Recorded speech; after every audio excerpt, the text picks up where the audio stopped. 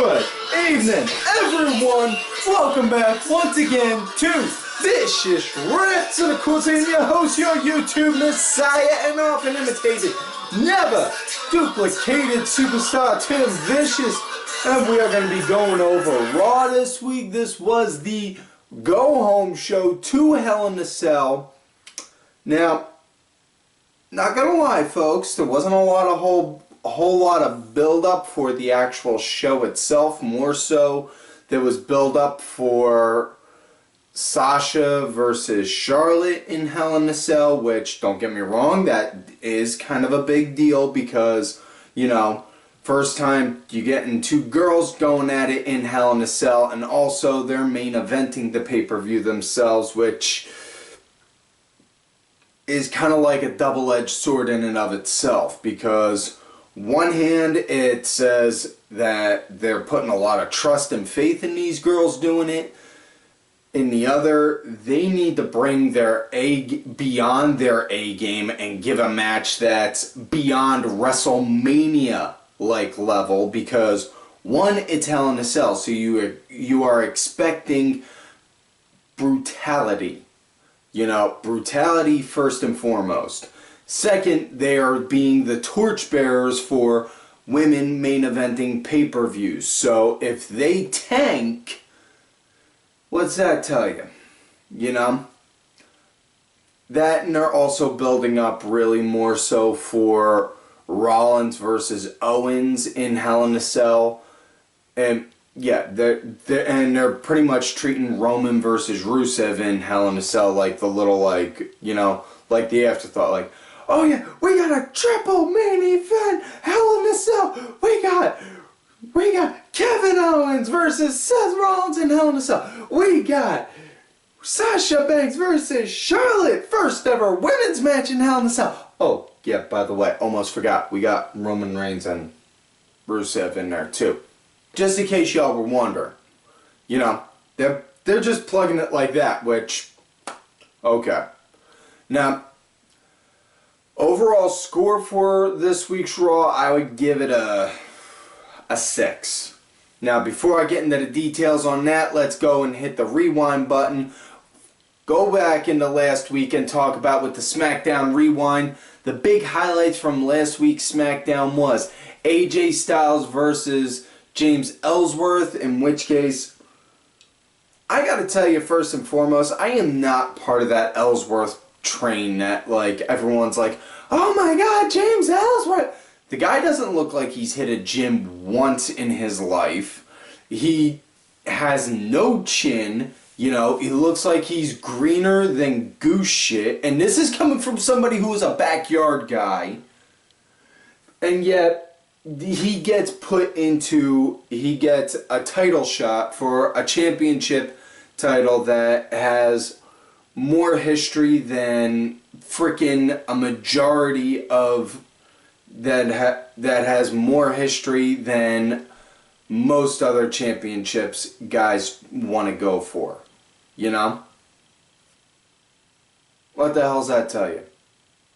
Now, I'm not saying that the WWE title is the be-all, end-all of championship titles. No, no, no. But I'm saying, if you're going for the WWE World title, you're up there. But just throwing it out there like that to him, right? I don't know. No. And it wasn't even like a squash match. It was like watching a pity fuck in action. Like, really? This guy? Ugh. You know? Ugh. Okay, yeah, that was about the highlight of last week's SmackDown. Other than that, you know, nothing else really big going on with it aside from, you know, now they're starting to try and figure out who they want for Team SmackDown for their Survivor Series matches. Now, that aside, we move forward to hit the fast forward button, get back into this week's show.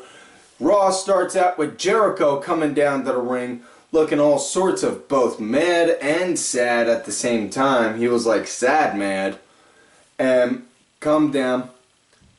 Folks, I need to address something with you. This is important.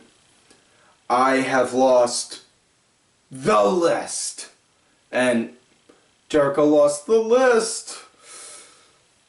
He threatened to not compete. He was going to hold the show hostage. He was going to sit right in the middle of the ring until he got the list of Jericho back. And then out comes Owens to try and talk some sense into him. He's like, Kevin, before you say anything, I gotta know. Whoa, Chris, I don't have your list. You know, and Owens, he's trying to talk sense into him, saying, gotta get our A game together so that way we can go and take out Rollins for Sunday at Hell in a Cell, man. And then, the more he's doing it, the more Jericho's like, it was almost like watching like an intervention. Jericho's like, no, I need the list. And then out comes the MILF in charge, Stephanie McMahon. And, you know, she comes out looking like, whew. That's all I'm going to say about that outfit. But she comes out, she goes and starts trying to talk some sense into Jericho, saying, you can't hold the show hostage. I am in charge of Monday Night Raw. I am in charge of making sure these people get their show's worth. You are not going to stand there. And then out comes Rollins with hand behind his back. And Jericho's like, you got my list! What? It's behind you! Well, I don't know what you're talking about. See? Nothing in this hand. I just saw you switch it! Oh, yeah. You know, like that. I could deal with Rollins doing the jokes and the cheap knocks at Jericho.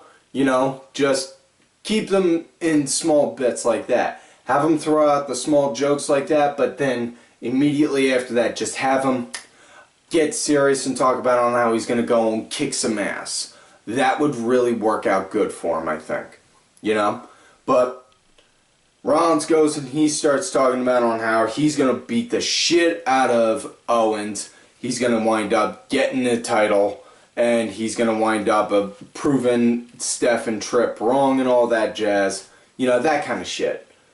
And then he says to Jericho, you want the list? Come and get it. And then he walks into the back, and then Jericho, he starts to storm into the back. And you see throughout the night, Jericho goes and starts looking around everywhere for it. He goes and asks the Shining Stars. They try and sell him some timeshare in Puerto Rico. He just looks at them and says, what? No, I hate the Dominican Republic. He looks at Titus O'Neil. Do you got the list? No, I ain't got it. It's a nice scarf. Oh, thanks. Yeah, for a cheap knockoff. He goes, sees Jinder Mahal. Jinder winds up going, trying to teach him breathing exercises, and yeah, he definitely deserves to be on the list just for that. And then he finds it, and Braun Strowman has it. Gotta tell you, Jericho's pretty brave going straight up to Braun Strowman saying, can I have my list back? And then, of course, he has to say please, and then Strowman just gets to him, I don't see Sami Zayn on this list. Boom. It's on page 4. And he eventually puts Braun Strowman on the list. But yeah. So, that being said, now that promo and the explanation to what led after that is done, now we're on to the first match of the night. It is Enzo versus Karl Anderson, and it was announced earlier in the day of this recording that Gallows and Anderson are going to be going against Enzo and Cass at the Hell in a Cell show. So, fingers crossed they are not pre-show, you know. But either way, this Anderson, he really was just pretty much controlling the match from start to finish, you know, which it was good seeing the good brother go out there beating some ass, you know, but in all honesty, the big letdown on it was the end where, you know, ref was distracted by Gallows, which next thing you know, Anderson, he's got his head over the ropes arguing with Cass, and Cass, boom, big boot right to the face, and then Enzo goes for the pin, 1, 2, 3, and Enzo wins. You know, Because, and I brought this up before. Want to see Enzo actually get a chance to shine and show some moves. Because if the cat can work, show that he can. Don't just have him be in the ring and be a punching bag, basically, you know? Next matchup we got New Day versus Cesaro and Sheamus.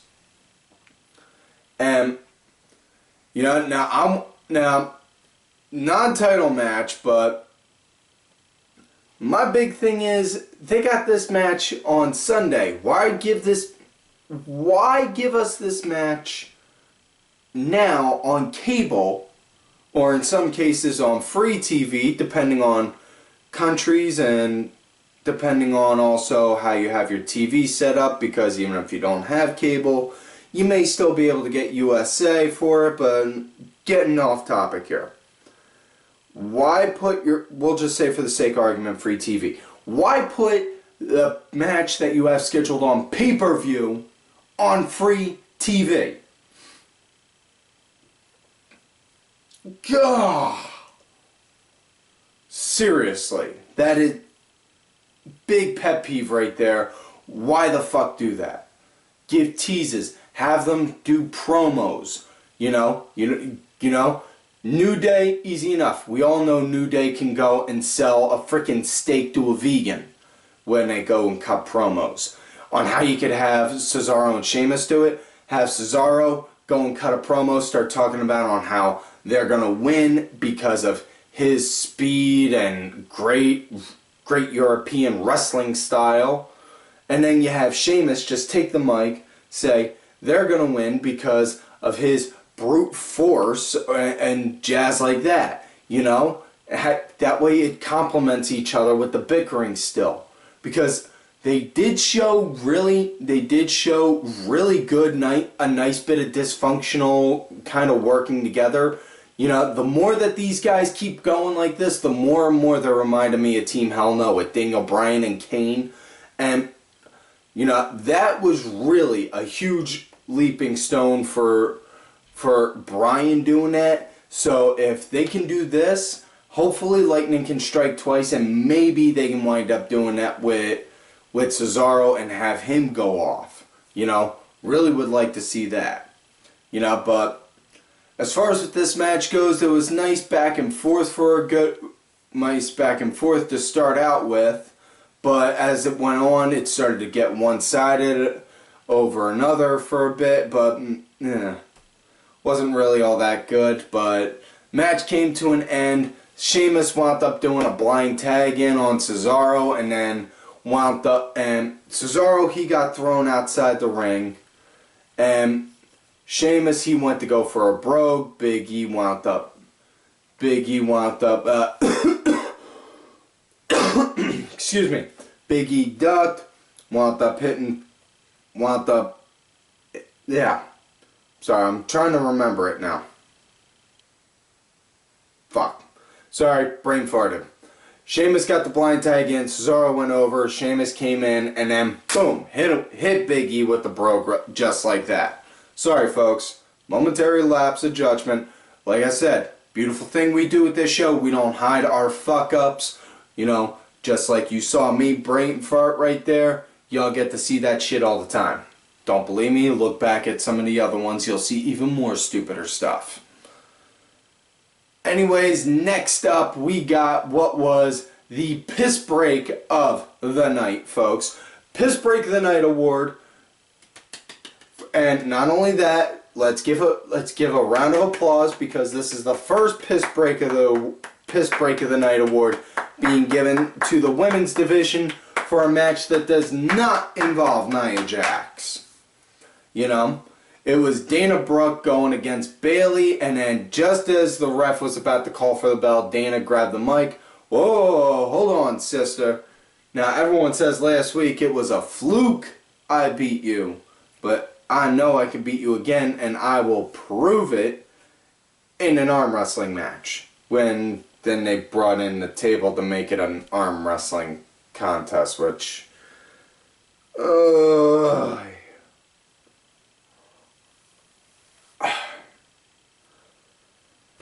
Dana won, obviously, and then when they went to go do different arms, next thing you know, just as it looked like Bayley was about to win, Dana, wham, clocked her. So they're going to obviously start to build a feud between them two, and more than likely they're going to wind up having Bayley, they're going to wind up doing like a Bayley versus Dana feud.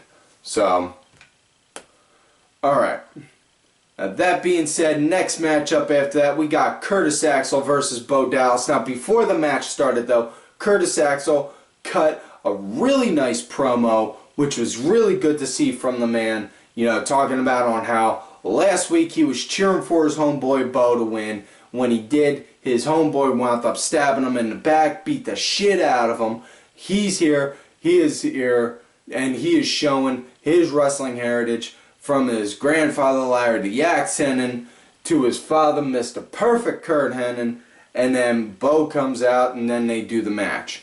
Just as they start, Bo, wham, slap my bitch up, and then Axel just wham, just goes right, decks right into him and then just starts pounding him right off bat. And Axel really did like seeing that he was getting a hometown pop, you know. He was actually, it looked like he was actually starting to legitimately get over for a bit, which, hey, if it happens, you won't hear me argue, you know. I mean, Axel, he's a good wrestler, it's just, honestly, people put too much expectation on him with him being, you know, Mr. Perfect's kid. And that's the problem a lot, so with the second gen kids, you know. Case in point, look at Goldust and Cody. Goldust, he went in, he hit, okay, aside from when he was the Natural, you know, and when he was there, when he first started in WWE as Dustin Rhodes. Once he went Goldust, he soared on his own, like that, with no problem. Cody, he got in, when he got into WWE, he got billed right off bat, Cody Rhodes, you know, Dusty's kid, and feel like it kind of put a bit of a, like a burden on him because he had to live up to the Dusty Rhodes standard, which, you know, the only person who could hold up to that standard, honestly, is like Dusty. And that's my opinion on that. Y'all ain't gotta agree with it, you know. If you don't, feel free to say something in the comment box, you know. Always willing to have a conversation. I ain't looking to deal with no trolls that are going to go and say, oh, fuck you, you're wrong. You know, no matter what. Even if I give my just my 2 cents in my opinion. You know. Now that being said, back to the lecture at hand in regards to Axel versus Bo. Like I said, Axel, he was getting that hometown pop. When he did the perfect plex, nice, but he didn't get that bridge quite right, you know. Didn't get the bridge quite right. I'm not nitpicking on that though. I'm just saying he didn't get it all the way up like his daddy did, you know. But Axel, he was in control for literally, and I mean literally, the entire match, you know. And match wound up coming to an end though with Bo just right out of nowhere. Surprise roll up, 1, 2, 3, that was it. So I was kind of surprised on that fact because it looked like, you know, they were going to have Axel get the win, especially since it was his hometown, but, you know, act like this the first time WWE's given somebody who's coming to their hometown a loss. You know? Next matchup we got Golden Truth versus the Shining Stars. And, you know, like I said before, like I said last week, man, yeah, the pattern scene, just everyone dominating, just one side dominating, literally, right up until the end. And, gotta tell you, it doesn't really seem to go well like that, man. You gotta have some, you know, have some back and forth, build some suspense. The key thing about pro wrestling is it's storytelling. And if you're just storytelling, and if you're just telling the story of on how the big giant ogre is ravaging through the town, causing mass destruction, and then, you know, Some guy just right out of nowhere walks up to it and kicks it in the leg and then it stops. It's not good storytelling. Same concept goes in regards to wrestling. You have someone dominating 99.99% of the match, and then to have that next person win and have the other guy win by roll-up, what the hell's that tell you? Yeah, I'm just saying them. But, anyways, like I said, Golden Truth versus Shining Stars. Shining Stars, they were dominating us. That's why I bring that part up, you know. I mean, Golden Truth, they got some parts in. Now, should note, though, Mark Henry did accompany Goldust and Truth out, just like Titus and Neil accompanied the Shining Stars out.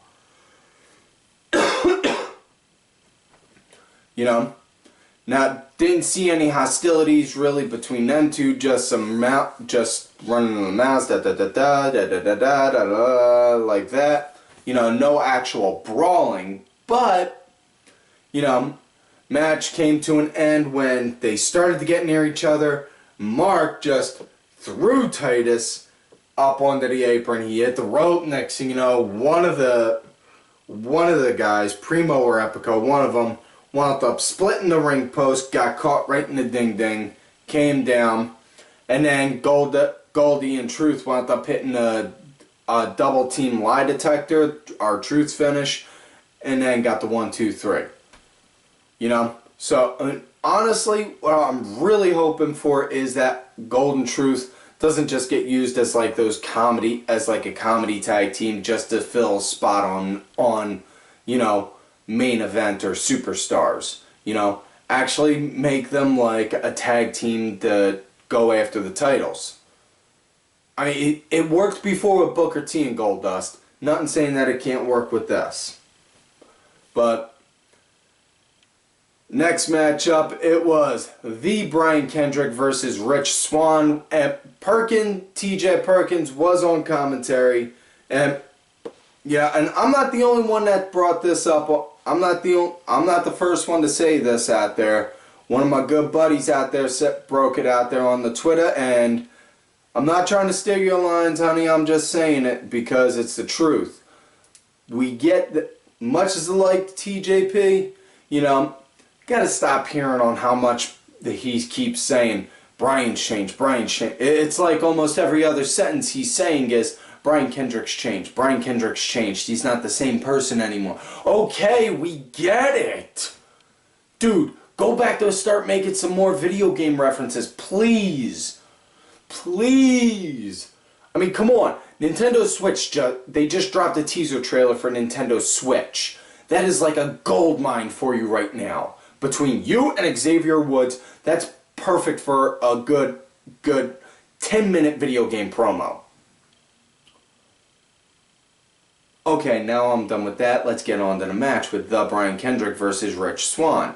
And Swann, he was in good control at first, and then Kendrick wound up getting control back during the break, but as the match went, it started to go in back and forth sense, which I am actually all for because this actually had that, and I would go to say that this would actually get the match of the night here, folks. This was the Vicious Rants match of the night. No stamp or nothing coming up right there still. No. Damn it! Who's in charge of that? Bob the intern? Wait a sec. What happened to Rocky? Oh, right. I forgot. That's what happened to Rocky. Never mind. Long story, folks. I will explain that another day on why Rocky's not around anymore. Anyways. This was a nice match, you know. It was nice to see, you know. Match wound up coming to an end though when Kendrick he went to go lock in the bully choke on Rich Swann. Swann he wound up countering it and actually wound up countering it into a roll up. So this is actually the second roll up win of the night, and then got 1, 2, 3, and that was it. But yeah, so yeah, after that, but after that, they showed in the back, they showed a backstage promo between Kendrick and TJ where they were saying, where Kendrick was saying, you gotta understand, this is my last chance. I need this.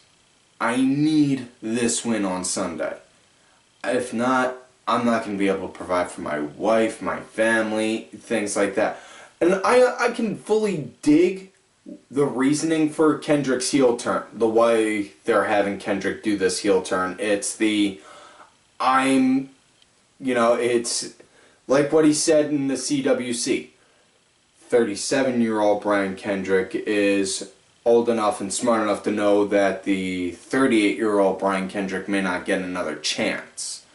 So, they're playing it that he's coming near, that he realizes he's old enough to, he's starting to get a little older and he's starting to come near the end of his career, and he's looking to get like one of those kind of old-timers to grab a title and cling on to it like, it's mine, no.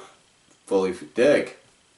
Now that said, now it is time for the main event of the night. Rollins versus Jericho versus Owens. And Rollins came out first, and then Jericho and Owens, and they came down side by side, and how the match started out. It just started out with Jericho and Rollins for a little bit at first, and then after a bit, Owens got in, and then it started to work just like that. Rollins versus one versus the other. Excuse me. Sorry about that. Until they both got in there, and then they started to double team him. And the match came to an end when they went to go set up Rollins for a double team superplex, and then Rollins just slid out in between them, literally, and then put one hand up over like this each, threw them down, and then did a double roll up, did a double cover on them. Now, I don't know if there was enough room or not, the way the camera was positioned, you couldn't see it, but I think what would have helped, make it look a little more believable that Rollins was doing that to like try and knock out both guys at once was if he had his like feet on the ropes. Especially, they always emphasize triple threats, no DQ rules, Why not? And I know what you're saying. Well, he's a babyface now. Babyfaces shouldn't do that. That's a heel move. Yes, but it is not to say that he is doing that so that way he can then send a message to them. To not just them two, but to Steph and Tripp saying, I'm willing to do whatever I got to. So there you go. But yeah, Seth pinned Jericho and Owens at the same time, and then after that, they started after that, Owens just went batshit crazy, just started beating the shit out of Rollins, and then it eventually ended with him giving Rollins a powerbomb right onto the ring apron. So they're going to wind up playing that and working that into the Hell in a Cell match.